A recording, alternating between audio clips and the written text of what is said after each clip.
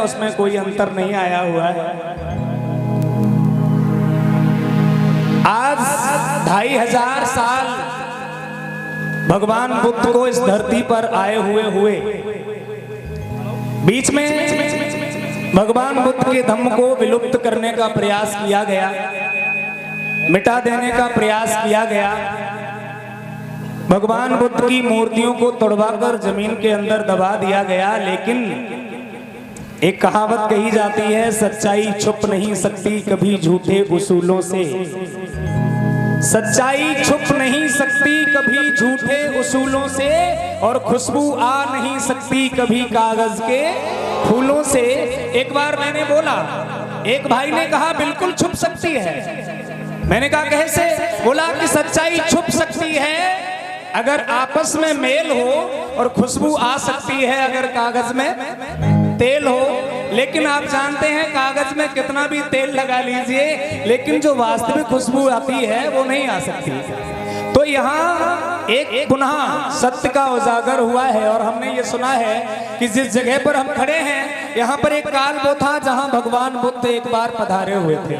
मैं ये बातें इसलिए बता देना चाहता हूँ क्योंकि हम सभी लोग बाहर से आए हुए हैं, तो यहाँ के बारे में मुझे जानना भी जरूरी है।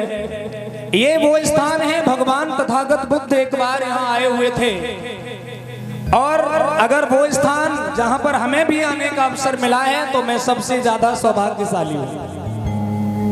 भगवान तथागत बुद्ध यहाँ पर आए, और यहीं पर पास में एक भूमि है, आपने अचलपुर के नाम से सुना होगा। भगवान बुद्ध ने 12वां वर्षावास यहाँ किया था, बैरंजा। और आपने संकिसा का नाम भी सुना होगा। कदम कदम पर भगवान बुद्ध के आने की चर्चा है, और इतिहास को अगर पढ़ोगे तो हर जगह बुद्ध है। किसी ने कहा है ना कि कड़कड़ में भगवान है, तो कड़कड़ में भगवान कौन सा हो सकता है? जो कड़ में निकले।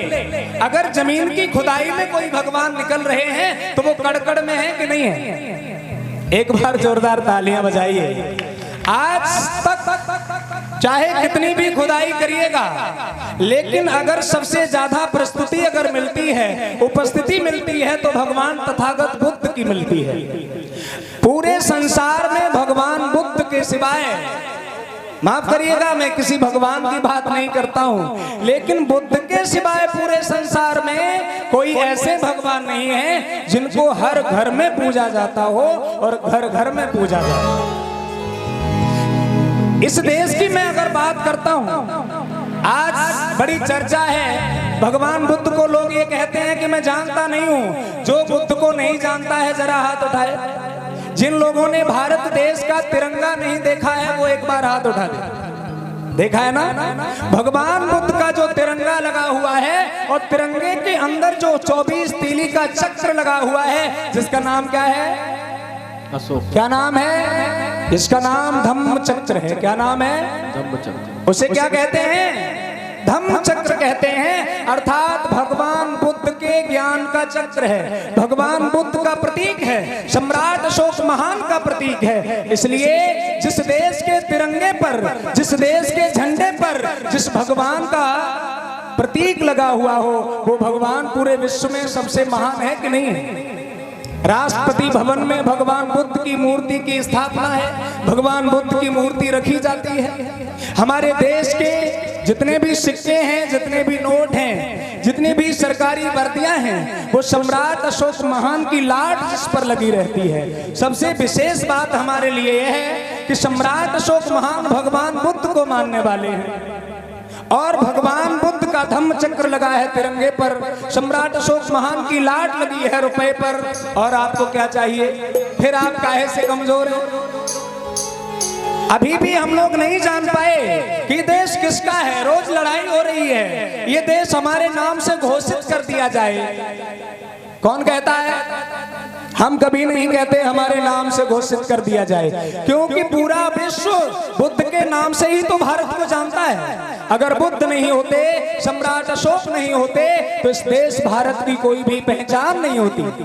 आज अगर पहचान है तो सम्राट अशोक महान की वजह से है, भगवान तथागत बुद्ध की वजह से है। इसलिए भगवान बुद्ध को यहाँ पर जानने के लिए, भगवान बुद्ध के बारे में समझने के लिए हम यहाँ पर उपस्थित हुए। और मैं बहुत ज्यादा शब्द नहीं बोलूंगा, मैं 2 शब्द भगवान तथागत बुद्ध के चरणों में समर्पित करूंगा। करुणा निदान रहुआ बुद्ध भगवान रहुआ, जगत के दाता है। करुणा निदान रहुआ जगत के दाता है।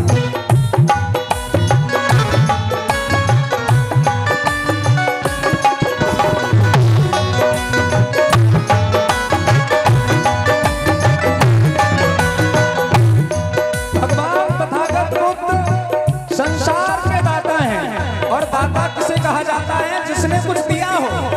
लेकिन हम लोगों की गलती क्या है? हम लोग देने वाले को दाता नहीं कह रहे हैं, हम लोग लेने वाले को दाता कह रहे हैं।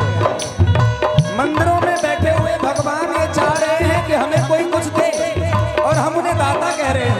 भगवान तथागत बुद्ध कभी किसी से कुछ मांगते नहीं, कभी किसी से कुछ लेते नहीं।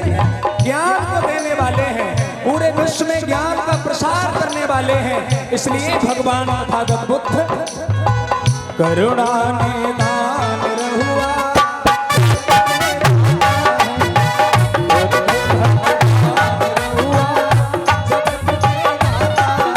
आप अपने तालियां बजाते हुए, जिनके 2 हाथ हैं वो दोनों हाथ ऊपर उठा लीजिए, आलस्य नहीं आएगा।